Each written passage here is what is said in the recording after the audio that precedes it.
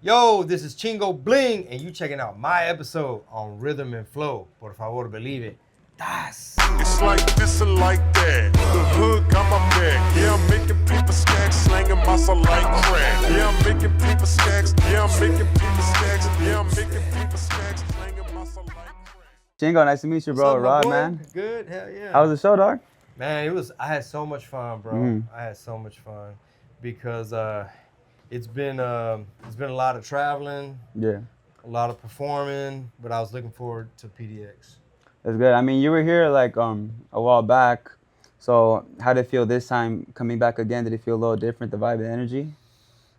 Well, I got some new material, and I was just so ready, bro. I was just like, man, give me this stage, bro. I had a great time. I had fun. That's fire, man. Well, so tell me a little bit about yourself. You know, for the people that don't know you, for the young generation, how about you give us a nice little? My name is Chingo Bling. I'm from Houston, Texas. I got in the show business a long time ago. I graduated college in San Antonio in 2001. Okay. I know I'm old. And Nah, not very. and so I did college radio in college, and that's how I got my start with like mixtapes and radio and music stuff. And I created my Chingo Bling persona, just rapping funny Mexican stuff. And I didn't think anybody was gonna like it. And thankfully, people would upload it and download it and share it to where it became this Chingo Bling folklore. Yeah. Like just this man, myth, the legend. A la Yeah. verga, mírate que. And yeah, man, like it's been a beautiful journey. My family's had my back. My fans have had my back. I've created a lot of stuff. I've released a lot of stuff, and we're still in the game.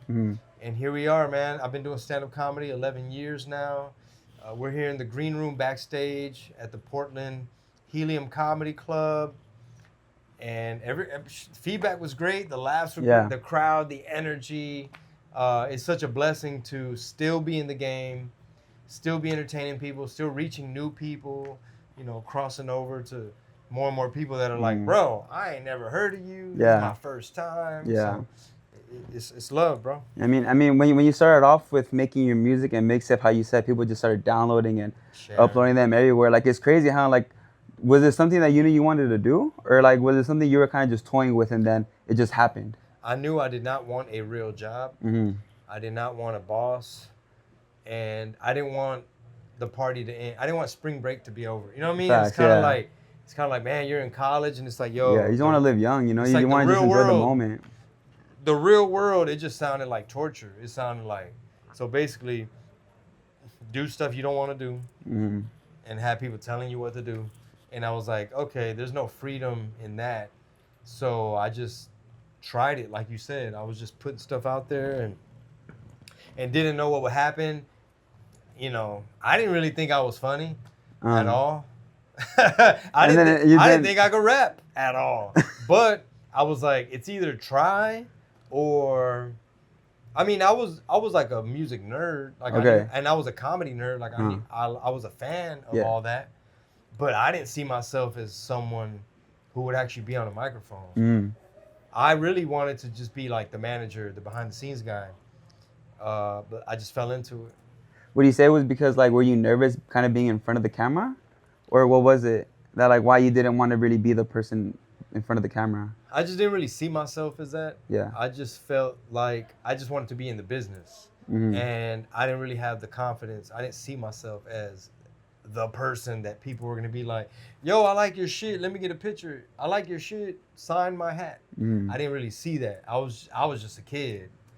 But once I threw on the hat and the grill and the shorts and the boots, and I went and put the Nike swoosh on the boot, and the first time I went out in public like that, I was supposed to actually go on stage in front of people like that. Yeah.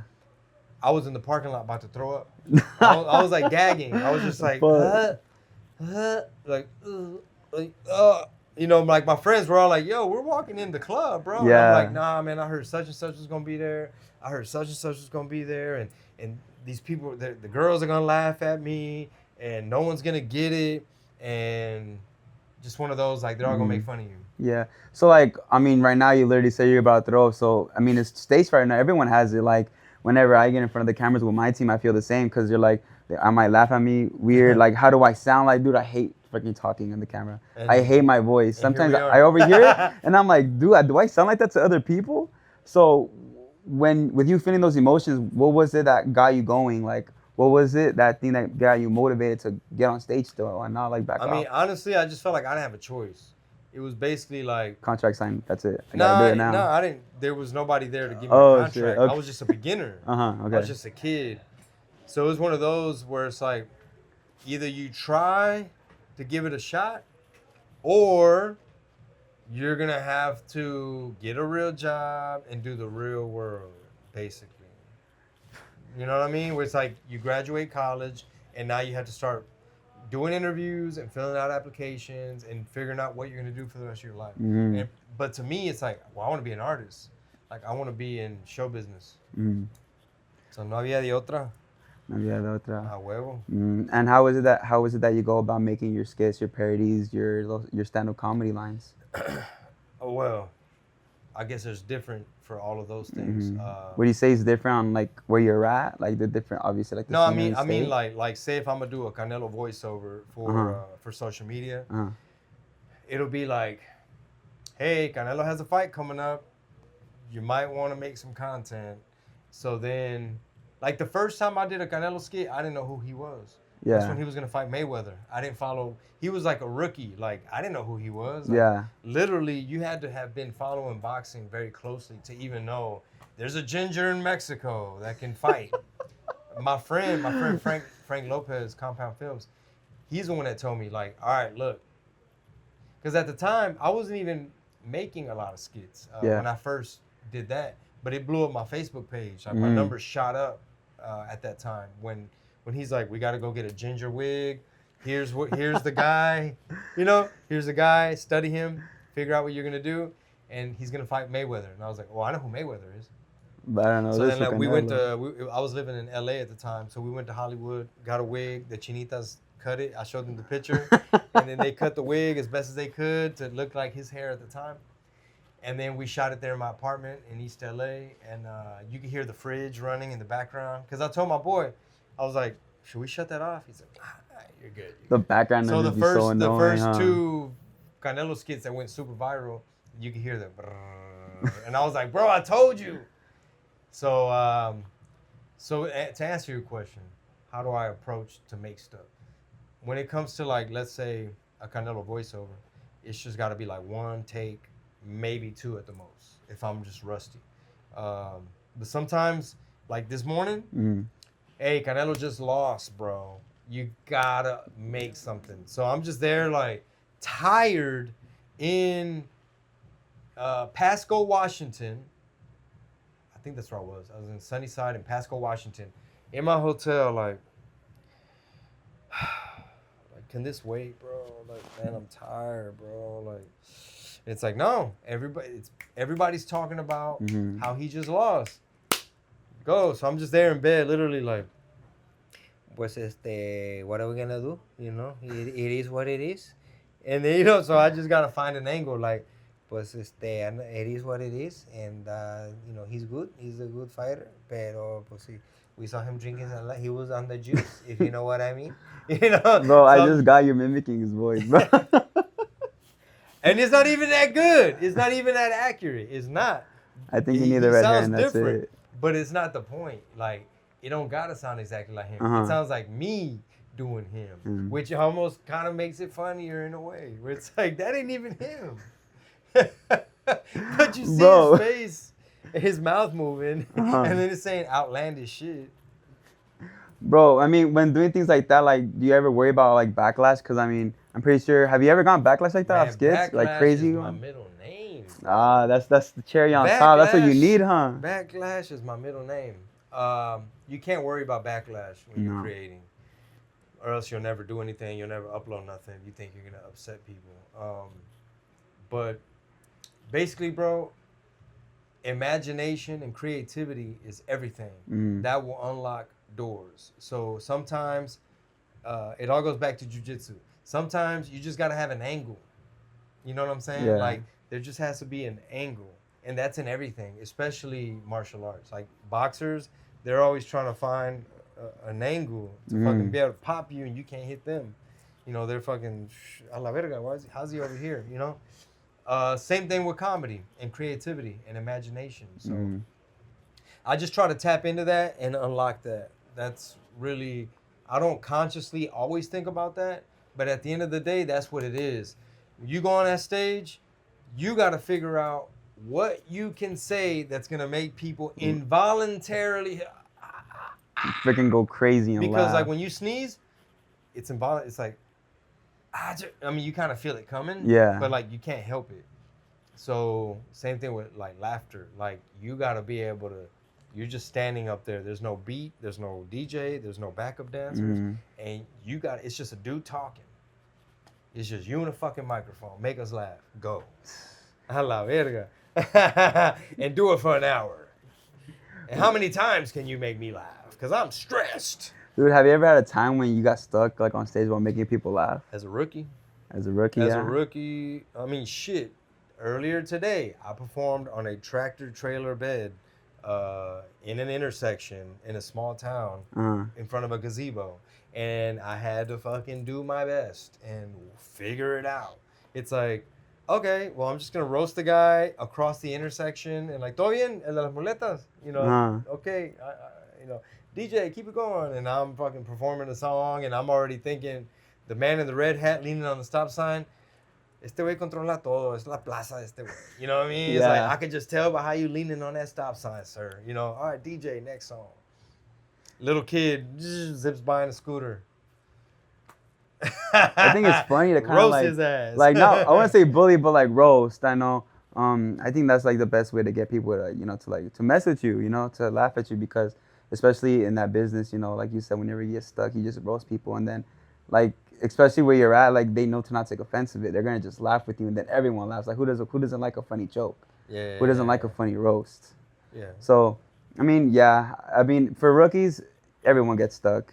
You just gotta wing it and go with it. Yeah, and that's really what it comes down to is once you get experience, you just start like my wife gave me advice when I sent her the picture of the tractor trailer and the intersection and the gazebo, and I'm just like, about to go up. And she's like, just have fun with the crowd and don't try to make it all perfect. ¿Qué puto show es este? Me dijiste que era un club. I'm the one that lined it up. Yeah. I was just like, yeah, I'll do it. But yeah, that was her advice, which was like, don't try to make it perfect. Just have fun with the crowd. Next thing you know, I'm jumping off the stage. I'm telling the crowd, like, I'm a stage dive. Me voy a morir aquí because it's all brick because y'all way over there. And next thing you know, I'm dancing on an old lady that's right there. Or I'm bringing someone up on the little makeshift stage. And just trying to fucking pass the time. Because that's why by the time I got here, it's like, okay, now we're in a real club. We're indoors. So you can't First fucking of all, do we're nothing. indoors. That already, there's a ceiling. That's already, it's like, now watch me do me.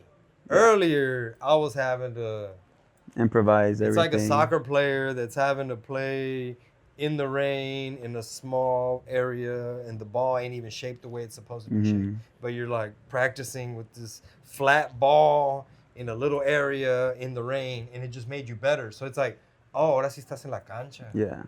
Like, oh, now you're in the field. Now the ball has air in it. It's just the way how it's just the way how like everything just goes with the flow, you know, from where you start. Because you said it earlier, you started off with mixtape and music, and now you're doing stand up. So what was it with music what were your skills in music that you used to help you with stand up? Man, great question, bro. Great fucking question. One thing is a lot of comedians get stuck and they get in their head and they get scared when they finally got 10 minutes that works or 15 minutes or an hour. It's like, or they have 45 minutes that's like fucking polished. You see them 10 years later and it's the same fucking 45 minutes. And it's like, oh man, well, you know, it's like, well, what a new shit at? Oh, fuck, man, I barely got this. Man, I can't let that go, man. I can't cut that joke. That joke's fucking working. That joke right there, I can't cut that one. That's my best joke. That's my best opener. People love this one. I love this one. So it's hard to write new stuff. Whereas from my point of view, I come from that mixtape era experience where you were always in the studio, you were always creating. You don't just stop because you made one song. You're already working on another song. You have another idea for another song, and you put out a mixtape. Okay, well, when's the next mixtape? Yeah. And after that mixtape, you're working on the album. After that album, you're thinking of a single, and you need a club banger now. You need something for the streets. You know, you need this. Now you just need a verse.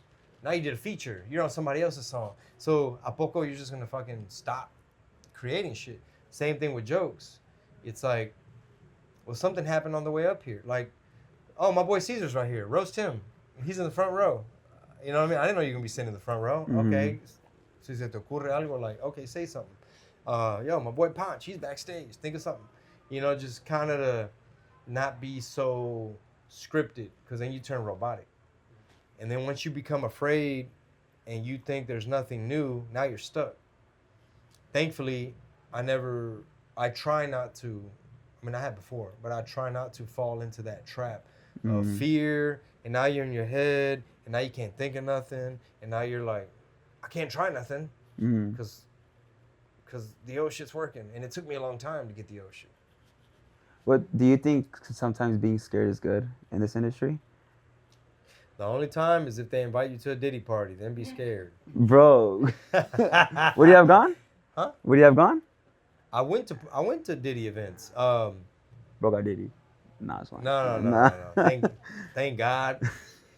Because I don't know what all he was up to, and I feel like we still don't really know, because it's like, so, okay, so it sounded like a freaky couple that was hiring people. You know what I mean? Just from the evidence, it's like, okay, he was a jealous dude. He was freaky. He kept spending money on shit, and he was a cuck and all this. But I'm like, okay, hold on. I almost think that, like, wait a minute, were you like an Epstein, and Universal or somebody higher up was funding your parties? Like, were there really hidden cameras everywhere? Like, do you have people on tape? Were you blackmailing people? That's what I was thinking. But all in all, apparently, in the business, you have to be careful with people, because there are corrupt people that want to corrupt you. So by the grace of God, because at the time, everything and everybody was pointing towards, bro, this is your fucking hero. Fucking shiny suits. Like, I'm from the 90s. I went to high school in New Jersey on the East Coast. We listened to New York radio. Like, I was there when Wu-Tang was popping off, Mobb Deep, Cameron, Biggie, like the East Coast, West Coast.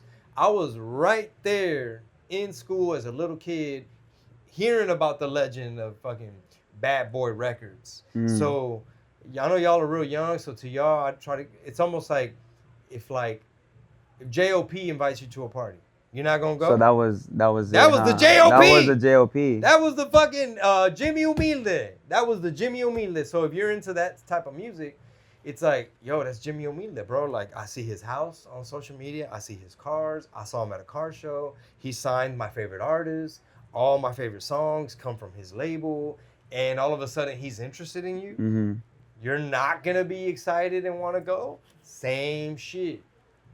So from my era, P. Diddy was that fucking dude. And I'm on the phone with him. I'm at a club with him, and he's like chilling with some girl. And he's like, Chingo, show him your boots. She wants to see your boots. And I'm just like, oh, okay. So I'm just like, I'm fucking kicking it with P. Diddy. Or like Pitbull is like, hey, bro, come to Atlanta. I have a show.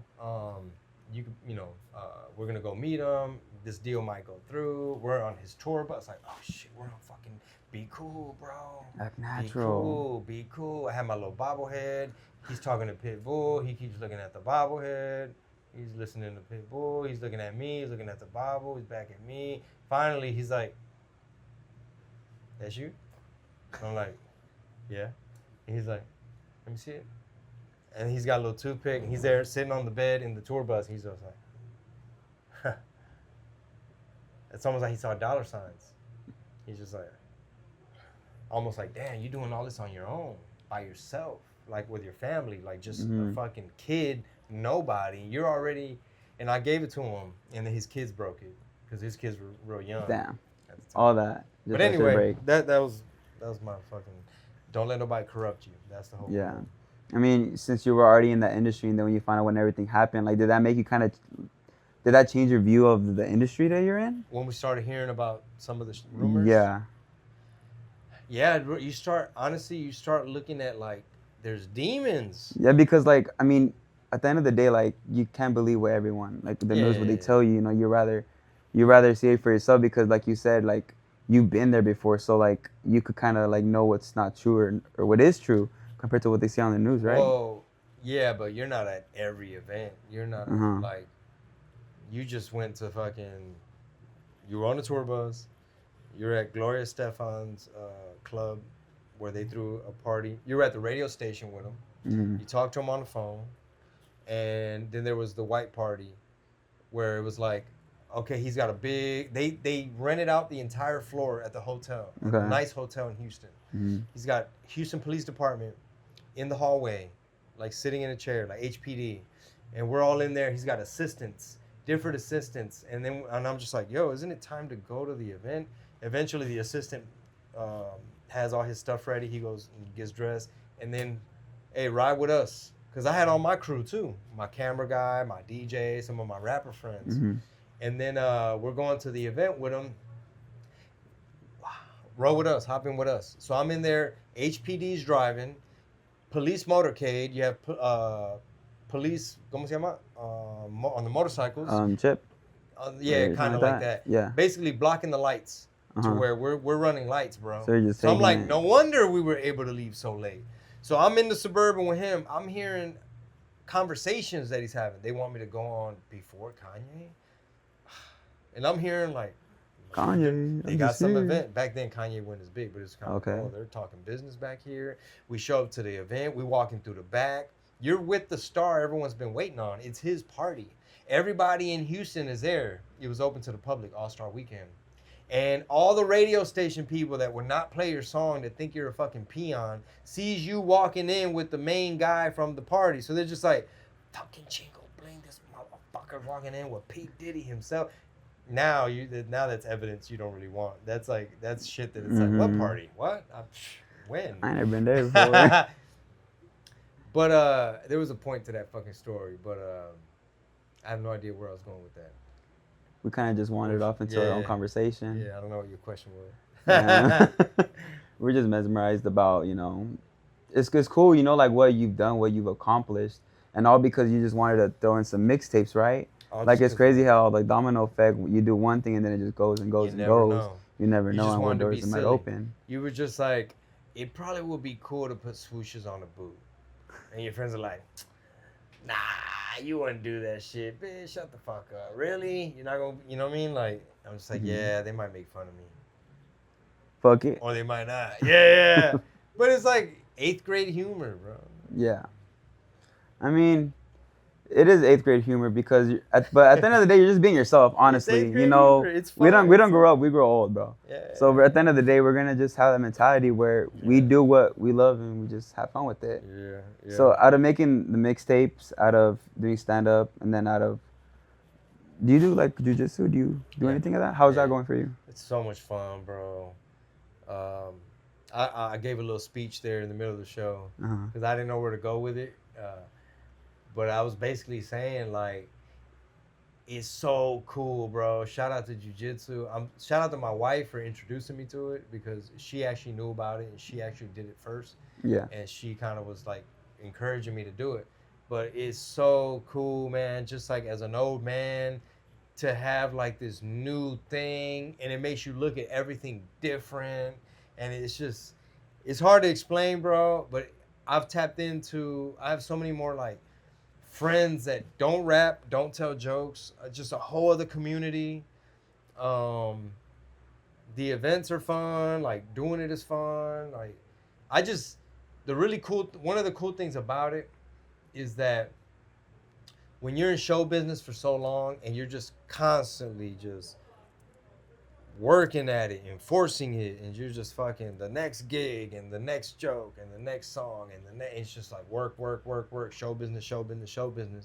And then all of a sudden you have this other thing where it's like oh, I can't wait to go to class, or like, oh, I'm gonna watch this tutorial on YouTube, or like, man, study this move, and I'm gonna screen record it and put it in a folder in my phone, and I can't wait to go look at it, you know what I mean, figure out and practice it, and the best feeling in the world is I came home one day from class, and I told my wife, I tapped out my rival today.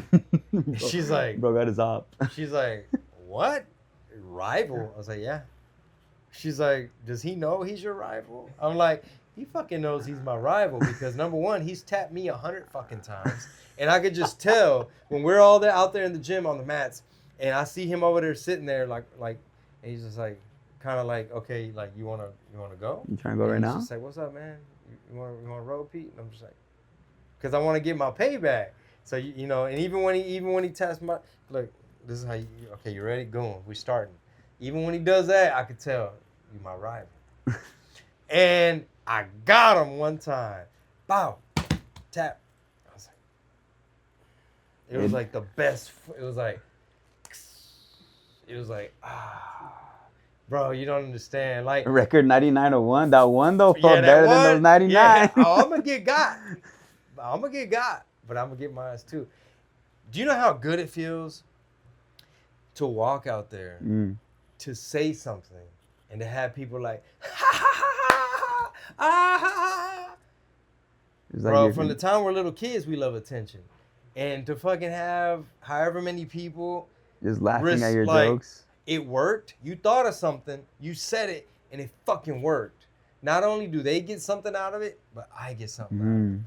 And nothing feels as good as. What's that? When that nigga.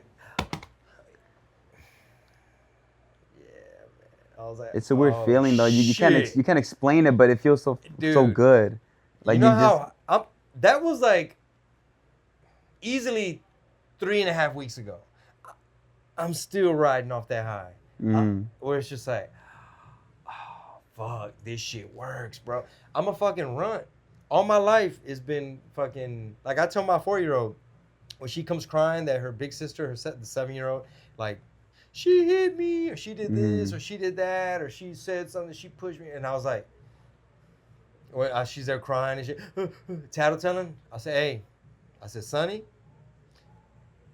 when you do jujitsu, that's so don't nobody mess with you. You know what I mean? It's like, ain't nobody gonna punk you. You know, just okay, but I already know jujitsu. I was like, you haven't started yet, but you're gonna learn, and that way, you and your sister, y'all can square that out. Y'all can figure that out. Yeah. In the living room, okay. You know, because my wife, she's real tosca, so she's mainly gonna be the referee on that. But anyway, the point is, you don't understand, bro, what an impact is made on my life. Considering I was a little runt, like in that school picture, I'm the littlest one. I'm in the front row every time. I'm always in the front row. And to now be sitting here talking about, it's a good feeling. Yeah, it's just crazy, but dude, like, it seems like you got so much going on in your life. Like, it's crazy. Like, you do everything. So, like, all of that, how is it? How do you balance that with your normal life? You know, being a husband, being a father. It makes me a better husband and a better father, and a better comedian. It makes me a better person because it keeps my ego in check. It keeps me humble. It just stimulates something, and I mean, it literally makes me a better husband and father because especially when I make it to class, and then I come home, now I'm just that much more patient. I already did something for me. I already like worked my energy, my soul. I already worked my brain. So now when my kid comes talk to me, I'm not like, what? Hold on, baby. I gotta post this. Hold on. I gotta reply. ¿Qué pasó? I'm replying to a comment. What, babe? I'm replying to the comment. You don't want me to sell tickets? You saw what the ticket count was. You know what I mean? And instead, it's like, all right. Because first of all, I'm tired as fuck. Yeah. So it's like, I don't have energy for a lot of shit. So now it's just like, you're just so high and happy towards it's like, okay, baby, you know, she's 4 and she's never going to be 4 again. And it really helps balance everything. I mean, It's just crazy, man, because balancing this life that you have with everything else you got going on, like, is for some people it's hard to find that balance because some people just aren't as patient enough. Some people don't have that. I wouldn't say that like that fake face, but like you say you're tired, but you can't show that to your kids because they look up to you. You can't show that to your wife because she's your partner. Yeah, So yeah. it's Facts. yeah. It's deep. Mm-hmm. And you said something right now. What did I say? You said some people have a hard time finding balance. Yeah. I was that person. I was Mr. There is no fucking balance, bro. From the time I got in this game, I've missed my friends' weddings. I've missed birthdays. People were like, "Did you watch the Canelo fight?"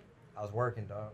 I was at an airport counter, picking up my rental car, figuring out where my luggage is, getting to the hotel, get to the hotel, shower, shave, iron. You're going to a Canelo after party. Mm-hmm. So you're at the Canelo after party, but you didn't have the luxury of watching I still haven't seen the fight. You still have yet to see it? I made a voiceover. I still haven't seen the fight. It's on Netflix. Okay, when am I gonna watch that? I was driving in from performing on the trailer in the intersection by the gazebo. but there was never any balance, and I feel like finally, it feels like you found something outside of show business that could stimulate your mind and help bring that balance to where it's like, it feels like you're living life now. It feels like you're doing something for you. And it sounds like I'm obsessed with it because I am, because I literally reference it for everything. Like, for example, say you were an up-and-coming comedian and I just saw you perform and I saw you maybe fumble a joke or I saw you trying something. The lens I see it through is almost like jiu-jitsu. I would be like, "Hey, bro, you know how you tried that punchline on that joke? Yeah. Y como que no pegó. I think this is what's happening. Sometimes in jiu-jitsu, for example, you see the arm. You're going for the arm. You're going for the finish. You're going for the punchline.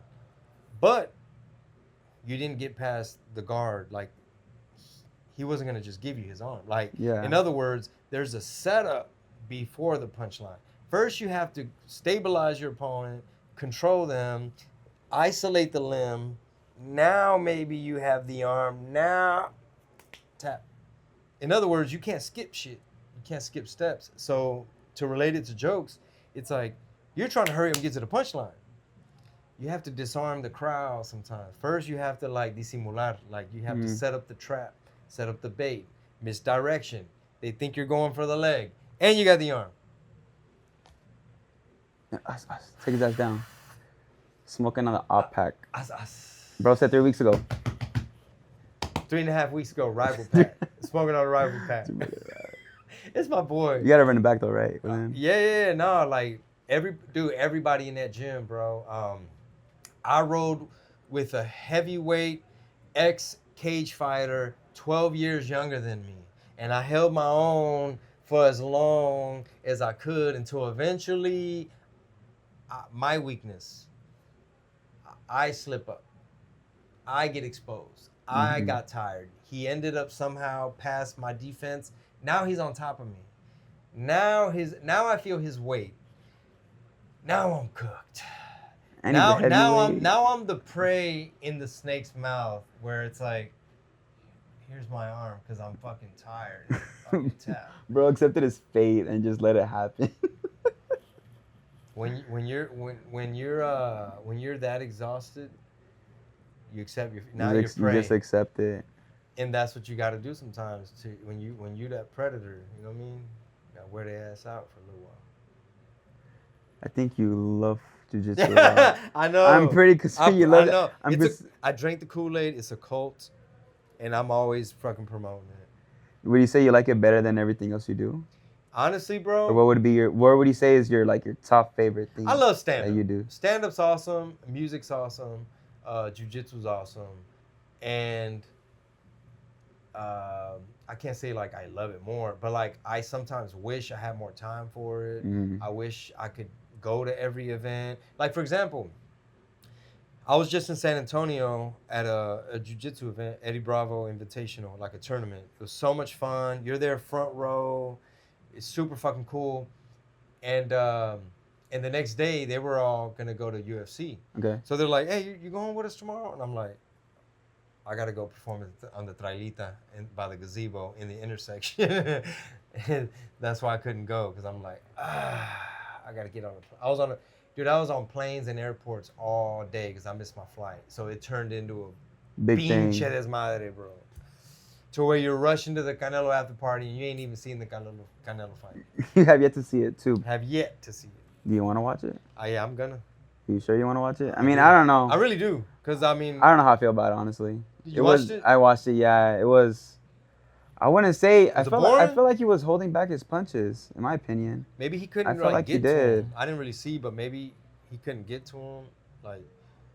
I thought it was The because he was. distance. I thought it was because he was older, but freaking Crawford had like 3 years on him, or Like 2 when he- years on him. He's 2 years younger? No, yeah, Canelo's 2 years younger. He's Then younger than Crawford? Yep, he's younger. I didn't Pero know no se that. parece. Huh? I didn't. Pues, black don't crack, carnal. Nah. Black don't crack, carnal. People would ask me my prediction of it, and I'm not a boxing expert by no means, so it's layman's terms, right? But what I did know about Crawford, this is what I would say when people ask me, who you got? I would say this.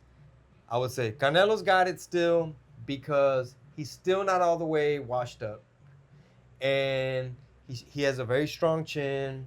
He has a lot of experience. And he's just a talented fighter that really knows his way around the ring. You know, he's seasoned, he's experienced, he's confident. I said, but anything can happen in boxing. Yeah, it's true. And I know that Crawford is very strong because I've seen him like fucking deadlift some shit that he's not supposed to be able to deadlift. So I was like, he's very fucking strong. 2, I've seen him wrestle. Oh, he's a wrestler? He has wrestling experience. He's from Okay. Arkansas. A lot of people fucking wrestle in Arkansas. But I've seen him wrestle to where this motherfucker was manhandling a wrestler. Where it was like, the dude could not get on top. Where fucking Crawford was like finding all the leverage to manipulate his body and his opponent's body. So I was like, okay, that comes in handy in the clinch. Meaning that close distance where he can like manipulate his body to fucking frustrate you.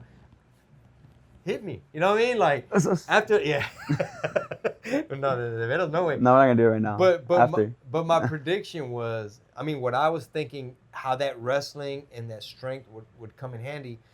When I saw a clip on Instagram of the fight, one of the clips that's been like really circulating, I noticed Crawford's base, like just how sturdy he looked. Like whereas Canelo is fucking golf swing, strong rotational punches, but Crawford looked very fucking rooted.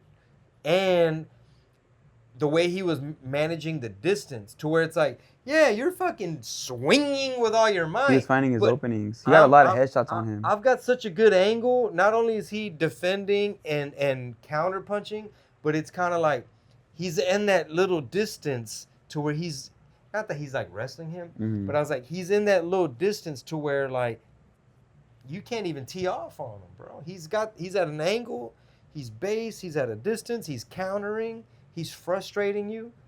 And I can't wait to see how many times they clinch up, like really get in super tight where he's like tying up the arm, you know what I mean? Just kind of hugging them, just to fucking like, Yahweh, you know?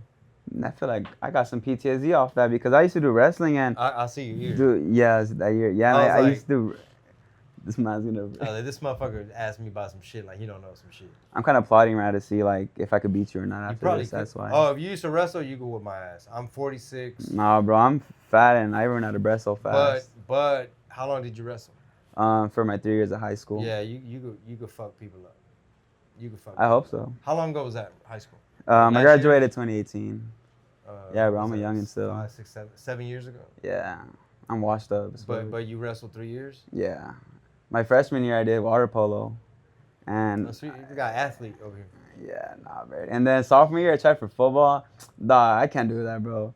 I was like 240, but I was like 5'7", so like I'm just short and fat. I'm like squished as fuck. How'd you bro. do in wrestling?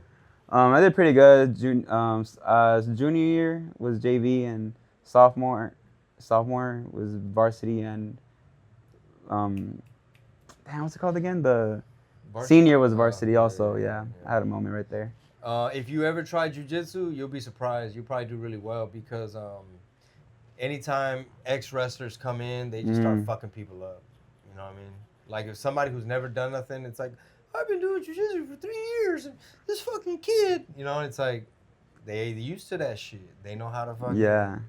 But it's crazy how much muscle memory it is because, like, even though it was 7 years ago for me, I still remember hella moves. Like, I could walk down the street, and then if I look at someone, I'd be like, I think I could double leg him. Double leg. I think I put him in the cradle with a nice bow and arrow. Like, it's just something you think about. What's the bow and arrow for wrestling? The bow and arrow, so you could get him in a headlock, and then you just bring him down, and then you grab whatever hand you're on. So I'll grab you by, like, from right here.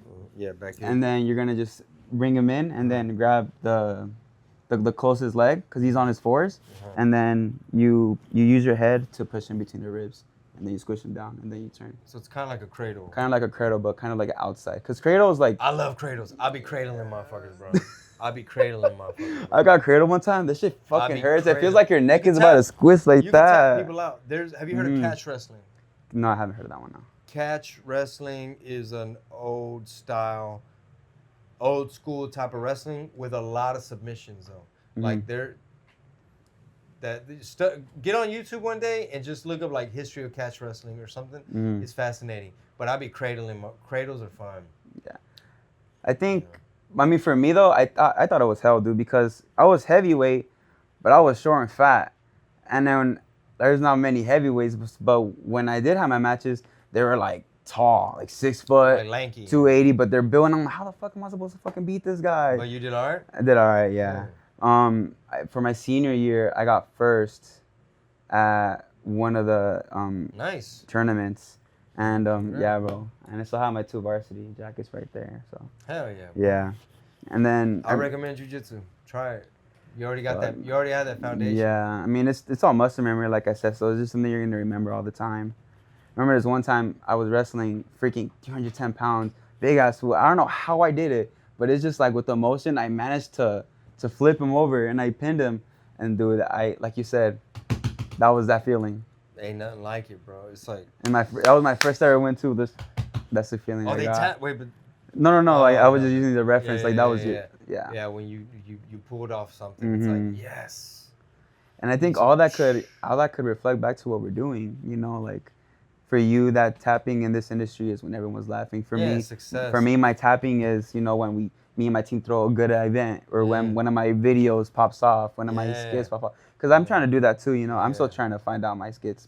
I'm trying to find out what benefits me. Because I started with photos, now I did videos, and I'm actually starting to learn DJing now. Okay. Because in this industry that we're in, we throw events, we do collabs with, you know, like you, celebrities, artists, musicians. I'm just trying to find more skill sets that will benefit in the industry that I'm in, so I could just get even better.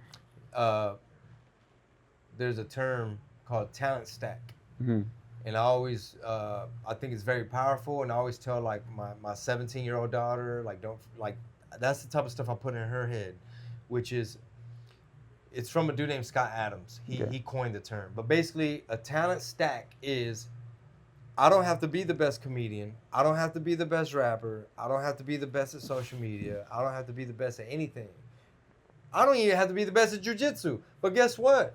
Some of my jiu-jitsu friends showed up at my comedy show where I talked about my music career. I'm not even the best at none of that. But when you stack up little skills, it multiplies. It just, like you were saying, well, I know I'm not the best at throwing events. I'm not the best at pictures. I'm not the best DJ. But when you put it all together, it's like he knows how to read the crowd. He knows what gets people going. He knows how to get people to the event. And before you know it, you're there. He's one of the biggest people in the game. I think it's just being different, honestly. Like just being different, finding different angles.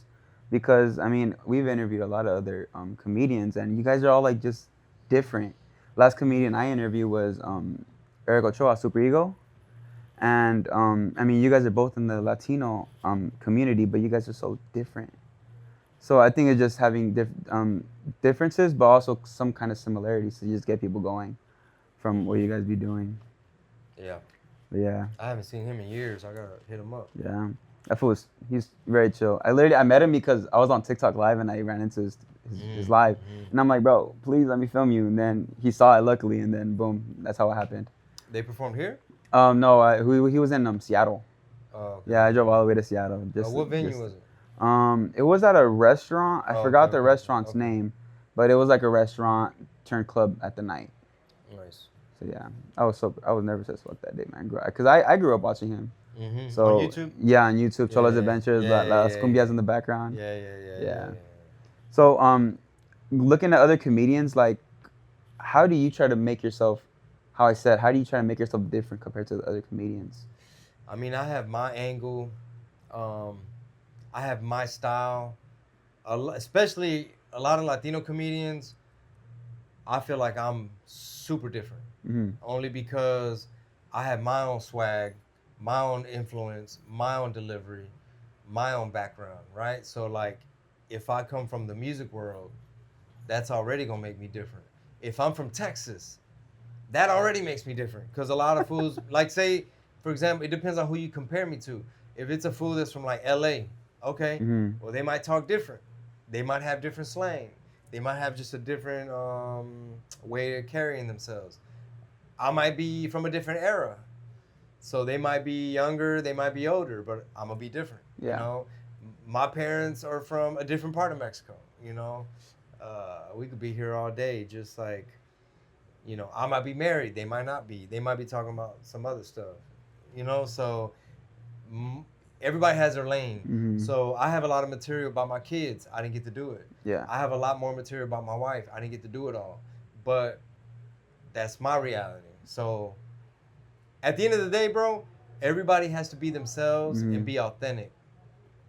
Even if you're not from Texas, you're gonna, you know, not that I want you to like me, but you might like me. Only because I'm gonna be myself, you know. Yeah, and we're both from Texas, so like I know the ins and outs. I know like all the like little inside jokes. You could say. Yeah. Just where you're from, just rapping where you're from. So yeah, everybody exactly. At the end of the day, everybody has to be out their true selves and authentic and rep where they're from, and hopefully it resonates with people. Like, oh, this guy's not trying to be. Like, can you imagine? Can you imagine if I was chasing something else and I was trying to be someone else? Like, I'm trying to be George Lopez. I'm trying to be Steve Trevino. I'm trying to be one of these people. I'm trying to be Raf Barboza.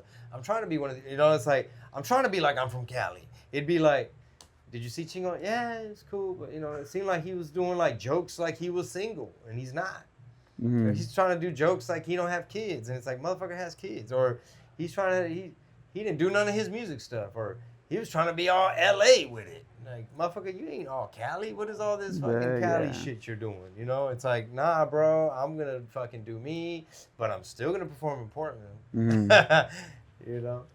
So from where you started to where you're at now, would you say you're at the spot where you've dreamed you want to be? Or like, what would you say is your end game right now? Honestly, bro, I feel like one of the next chapters is work from home, stay put, and maybe like broadcast from home, maybe podcast, maybe like create more from home, be home, do more. Like my kids want their own YouTube channel. I might be the fucking YouTube channel director. Yeah. You know, my wife has her own following. She's got her personality. I'm going to force her to do our podcast together more. So I'm hoping that if I have to travel, it's going to be super worth it. In other words, like next time you see me in Portland, like, bro, Chingo's doing a whole weekend. It's not just a Sunday night. A whole weekend bash. Something like that, to where it's like, bro, it's sold out. He's doing jiu-jitsu in the daytime, you know, with his boys. Seeing the city, buying Nikes, you know what I mean? Eating good food. That way it's like, I'll go, but it's just gotta be so worth it, you know.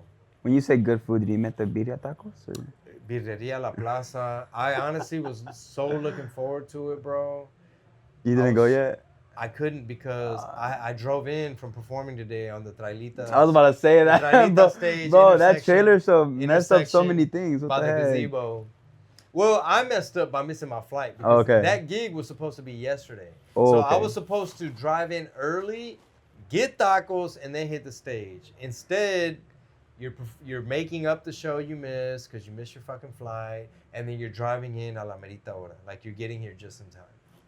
Therefore, no tacos. So, yeah, I was really, really looking forward to that. In la agua de, was it pepino? Agua de pepino. Yeah, the agua de pepino so fire. The fucking tacos are so fire. Let me get an extra consomme. Extra large. I just, it's so good for you, first of all, because you're getting that beef fat, you're getting that beef tallow. And I literally, it's one of those things where it's like, when I come to Portland, I just want to just stock up for my soul and just for my nutrition, like, no mames. Top 3 taco spots in state-wise. What would you say? Oh, okay. There's so many, but some notable mentions is gonna be, besides Birreria La Plaza in Portland, Raymond Tacos in Chicago are really they're really good. They made an impression on me. You can find them on Damon and Blue Island. Okay. A black buddy mentioned it to me. He's like, because I'm like, man, let's go grub. He's like, yeah, I know a place. And he's like, yeah, tacos. And I'm thinking, in Chicago? a black dude? No, they got Mexican Oh, they in do. Chicago. But I'm like, okay, Black. the black guy is going to tell me where to go. And I'm like, all right, bro, let's go see where you think they're good. And he's like, yeah, follow me right here. Yeah, motherfucker, he knows his shit. Raymond Tacos on Blue Island and on Damon. I believe I mentioned everything right. But there's also Taconazo in Houston, really fire. Really fire because they put cheese in there and really fucking good. There's a lot of good food places everywhere, but that's a few right there.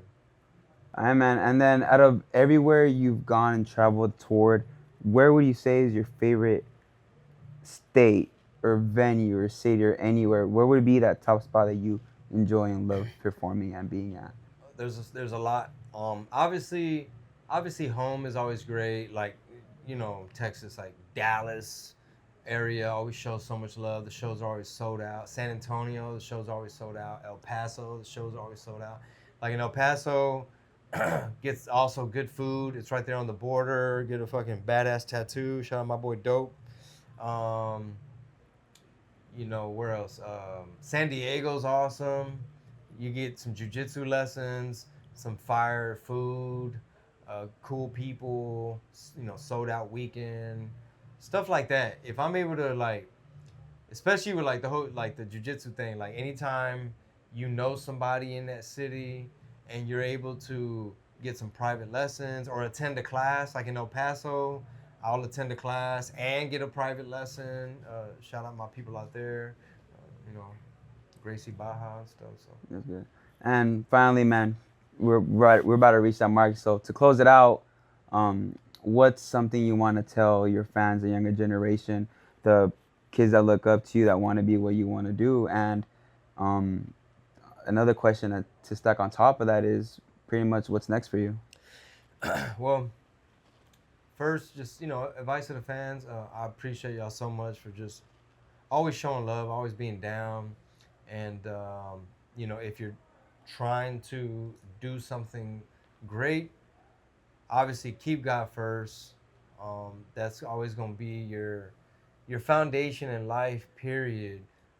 You know, to the fellas, to the men, get a good, solid morning routine. I recommend, you know, if you like coffee, pull out your Bible, you know, pray, get in that Bible and do your coffee, get some exercise in, you know, drop down, do your push-ups, you know, Bible, cafecito, boom. You already ahead of everybody. You ahead of everybody already. And you haven't even got the lagañas out your eyes all the way. But yeah, man, believe in yourself. Keep God first. Have fun, live life. Life is short. We're on the flat earth. You know, we never been to the moon. You know, that's fake. The firmament. This is all a simulation, by the way. That's a good theory also. This conversation ain't real. I mean, what is life, right? What are we? What are we doing? But we cannot get into conspiracy theories. We're gonna be here for another hour, though. That's next time. That's episode number 2 coming at you guys. The firmament, todo eso. Yeah. Bigfoot's not real. Yeah. I don't know. I haven't gone down that rabbit hole. I'm still on like. You're still on the I'm flat still Earth on one? dinosaurs are not real. I'm on that one. Dinosaurs are not real. You think that was Dinosaurs just are not fake? real. Yeah, I think that's all fake. It's all fake and made up. Mandela effects too? You believe in those? Mandela effects. I don't know. I'm not too. I haven't really dug into it, but just on the surface level, it's interesting and kind of weird. Okay. All right. Last one to cut it off. Yeah. What's the one conspiracy theory that you, for some reason, believe and people like think you're crazy for it? I mean, all my conspiracy theories, people think I'm crazy. Flat Earth, dinosaurs aren't real.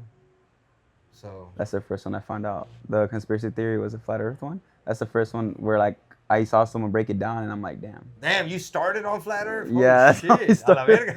You skipped. I you mean, skipped I dinosaurs. was looking faded though. So that's what made me How believe about, it. I mean, 9/11. There's some stuff you could look into. On Oh that. yeah, about like que it was like inside job con los bombs y todo. But all Yeah. those are really good ones. Yeah, we Yeah. never went to the moon. Yeah, dinosaurs aren't real. That's a good one. Yeah, I'll give you a link on that one. Hey, we on that. Bill, low key a part 2 for conspiracy theories. We on that. Well, let me come back next year, man. Let's do it, bro. I mean, we'll go wherever, bro. We'll travel. Appreciate Yes, sir, you, bro. gang. Sauce. All right, then, guys, that's it. Rod with Rhythm and Flow, Chingo Bling, Rhythm and Flow podcast. Portland, we out. Already. Sauce.